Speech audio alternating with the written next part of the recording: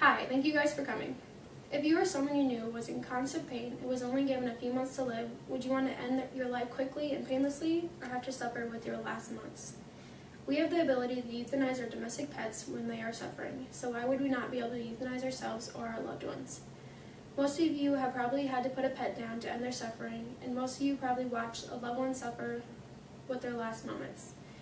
Today, I'm going to inform you what euthanasia is, how the topic of euthanasia came about, and the criteria that needs to be met before euthanasia can occur. Some people may not know much about this topic, so I'll begin explaining what euthanasia is and how it works. Euthanasia is the process of killing someone painlessly that has an incurable disease. According to Donald Boudreau and Margaret Somerville in a 2014 article titled Euthanasia and Assisted Suicide, a physician and an ethicist perspective.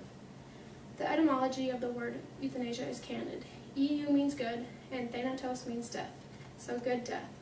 An 1826 Latin manuscript referred to medical euthanasia as the skillful alleviation of suffering. Formerly, euthanasia meant an easy death, but later took on a different meaning. According to Oxford English Dictionary, the notion of inducing, causing, or delivering a good death, so thoroughly ensconced in our contemporary so-called progressive values, cultural ethos, is a new reality. The term voluntary euthanasia is often used when a patient consents to a lethal injection to cause their death. Euthanasia can be a very scary topic to talk about, but Dr. Jack Kevorkian is for euthanasia. The topic of euthanasia came about because of a man named Dr. Jack Kevorkian, as shown in these pictures. Jack Kevorkian was born in Michigan. He went to the University of Michigan Medical School. He was first known as the man who did medical experiments on prisoners about to be executed. The prisoners had the option whether they wanted to help, and they found a few men that were willing to volunteer for in vivo experiments. Dr. Kevorkian soon became known as Dr. Death. According to Timothy F. Murphy in a 2011 article titled A Philosophical Obituary, Dr. Jack Kevorkian dead at 83, leaving end-of-life debate in the U.S. forever changed. Dr. Kevorkian performed euthanasia on a man named Thomas Uke. Thomas Uke had ALS, which is amyotrophic lateral sclerosis, and he was ready to end his life. Kevorkian taped the assisted suicide and sent it to the news media. Kevorkian was convicted of second-degree murder in 1999 for injecting a deadly substance into Thomas Uke even though he consented. There are important steps that need to be considered before performing euthanasia, so I will now explain what these steps are. Euthanasia is legal in the Netherlands, Belgium, Oregon, and Switzerland.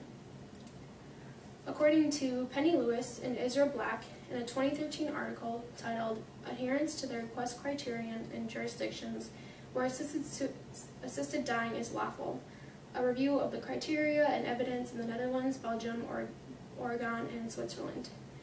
In the Netherlands, the physician must be content that the request by the patient was voluntary and well thought out. The patient must have the ability to make the request, and the attending physician must consult a psychiatrist if he or she suspects the patient lacks the ability. The physician must inform the patient and make sure they know all the information they need to know before consenting. Patients 16 years and above with the ability may also make an advance written request.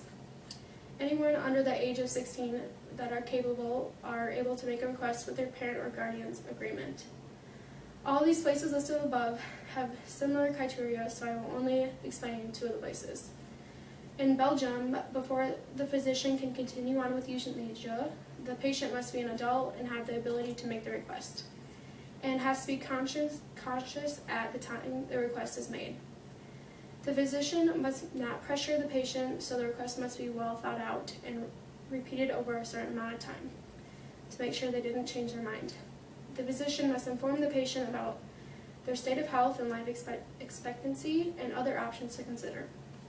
The request must be in writing and signed and dated unless unable to do so. In conclusion, there are many requirements before continuing the process of euthanasia.